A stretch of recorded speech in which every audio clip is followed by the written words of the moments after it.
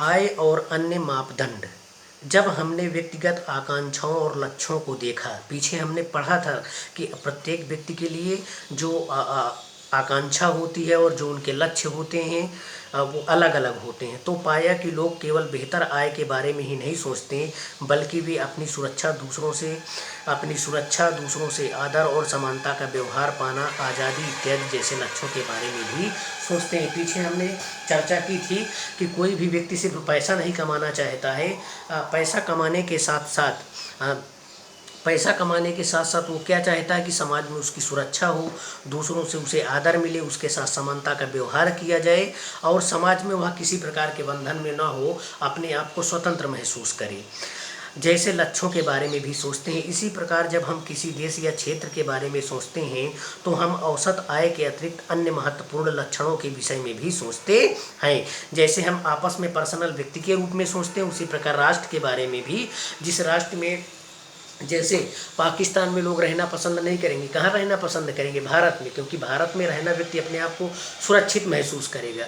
लेकिन पाकिस्तान में अपने आप को सुरक्षित नहीं महसूस करेगा, अफगानिस्तान में अपने आप को सुरक्षित महसूस नहीं करेगा, तो वो कहाँ रहना पसंद करेगा? भारत में रहना पसंद करेगा।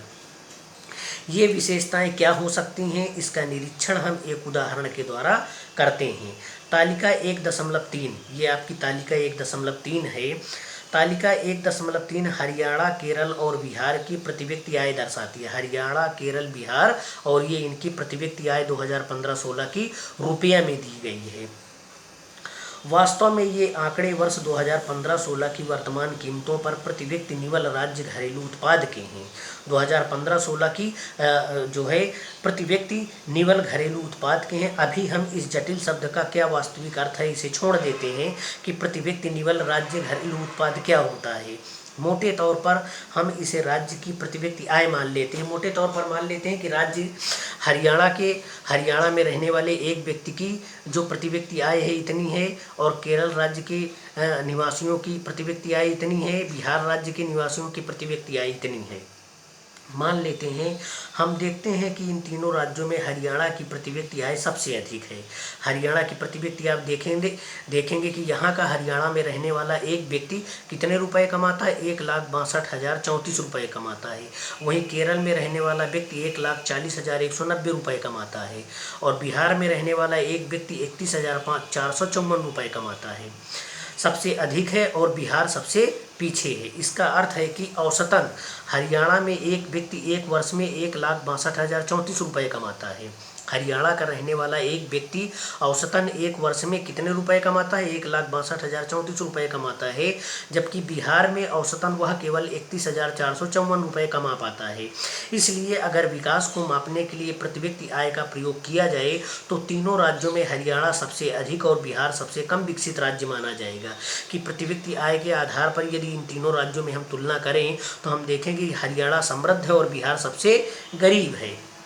बिहार सबसे कम विकसित राज्य माना जाएगा। अब हम इन तीनों राज्यों के कुछ और आंकड़ों पर नज़र डालते हैं। एक तो ये आंकड़ा हमने देखा कि आय के आधार पर हमने तुलना की, सिर्फ इनकम के आधार पर, कि उस राज्य का रहने वाला एक व्यक्ति एक वर्ष में कितने रुपए औसत कमाता है। तो यहाँ हम देखें कि हरियाणा में रहने वाला जो व्यक्ति है वह औसतन बिहार में रहने वाले व्यक्ति से ज़्यादा कमाता है। तो आय के आधार पर हम कह देते हैं कि हरियाणा समृद्ध है और बिहार जो है कम विकसित राज्य है।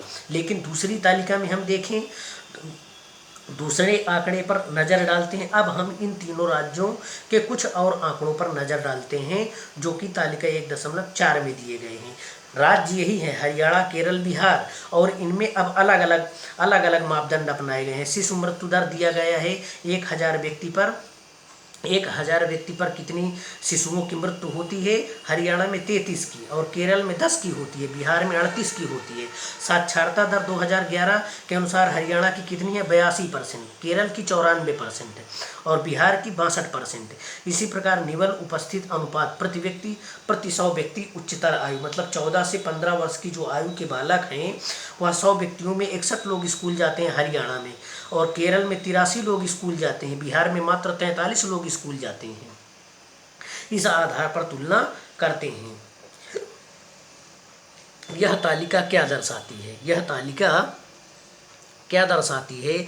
तालिका का पहला स्तंभ दिखाता है कि केरल में, तालिका का पहला स्तंभ दिखाता है कि केरल में क्या दिखाता है? तालिका का पहला स्तंभ, तालिका का पहला स्तंभ दिखाता है, ये पहला स्तंभ है, पहला स्तंभ दिखाता है कि केरल में 1000 जीवित पैदा हुए बच्चों में से 12 बच्चे, केरल में 1000 जीवित पैदा हुए बच्चों में से 12 बच्चे 1 वर्ष की आयु तक पहुंचने से पहले मर जाते हैं।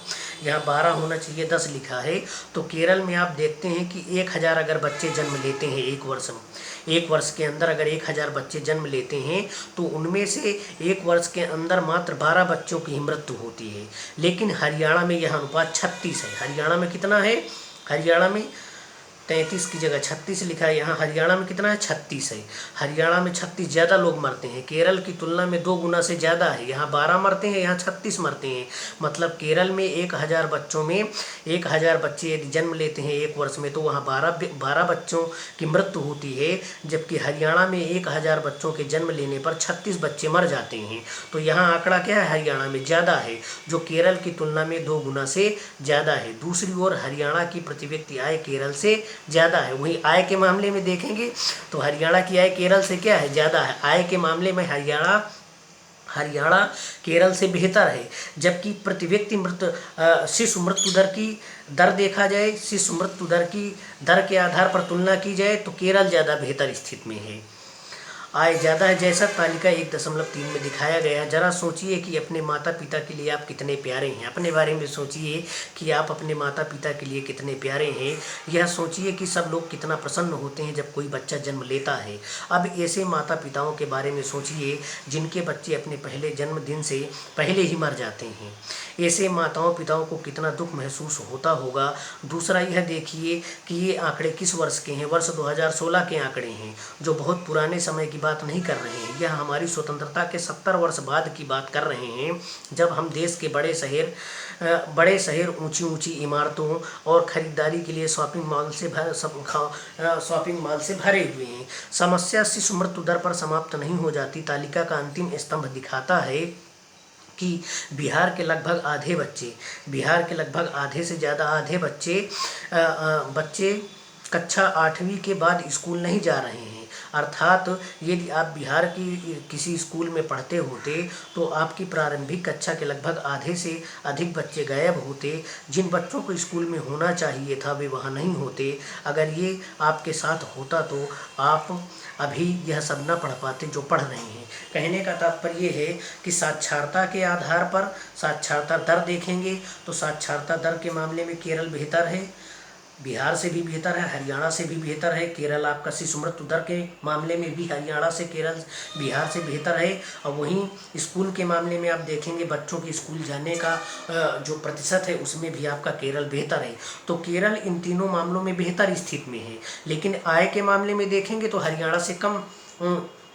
हरियाणा से उसकी आय केरल की कम है। तो किसी एक चीज़ को आधार बनाकर तुलना करना ये सही मापदंड नहीं होता है। विभिन्न पहलुओं के आधार पर चाहे देश हो चाहे राज्य हो उनकी तुलना की जानी चाहिए और उस तुलना के आधार पर किसी देश या राज्य को विकसित श्रेणी में या अविकसित श्रेणी में या विकासशील श्रेणी में रखा जाना चाहिए।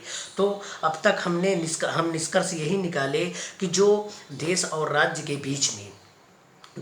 राज्य के बीच में राष्ट्रीय आय के आधार पर, औसत आय के आधार पर जो तुलना की जाती है वह तुलना करने का मापदंड सही नहीं है। तुलना करने के लिए हमें राष्ट्रीय आय और औसत आय को छोड़कर तुलना करने के विभिन्न मापदंडों को देखना चाहिए। जैसे उस देश की या उस राज्य की शिशु मृत्यु दर क्या है, उस राज्य की या उस देश की साक्षरता दर क्या है, उस देश या उस राज्य के बच्चों के स्कूल जाने का प्रतिशत कितना है, उस देश या राज्य की स्वास्थ्य में सुविधाएं कितनी हैं, उस राज्य या देश में जीवन जीने की मूलभूत सुविधाएं क्या क्या है। इन सब आधारों पर ही देश और राज्य के बीच में तुलना की जानी चाहिए। तो अब तक हमने पढ़ा कि देश या विभिन्न देशों या राज्यों की तुलना कैसे की जाए। तो राष्ट्रीय आय के आधार पर यदि हम 2 देशों या राज्यों के बीच में तुलना करते हैं तो ये मानदंड सही नहीं है। औसत आय या प्रति व्यक्ति आय के आधार पर दो देश या राज्यों के बीच में यदि हम तुलना करते हैं तो यह मापदंड भी सही नहीं है। तो विभिन्न देशों या राज्यों के बीच में तुलना करने के लिए प्रति व्यक्ति आय या राष्ट्रीय आय के आधार पर तुलना न करके हमें तुलना करने के लिए अलग अलग मापदंड अपनाने चाहिए और अलग अलग मापदंड के आधार पर ही किसी राज्य को विकसित श्रेणी में या किसी देश को विकसित श्रेणी में या किसी राज्य या देश को विकासशील श्रेणी में रखा जाना चाहिए। बहुत बहुत धन्यवाद। कल हम चर्चा करेंगे सार्वजनिक सुविधाओं के बारे में।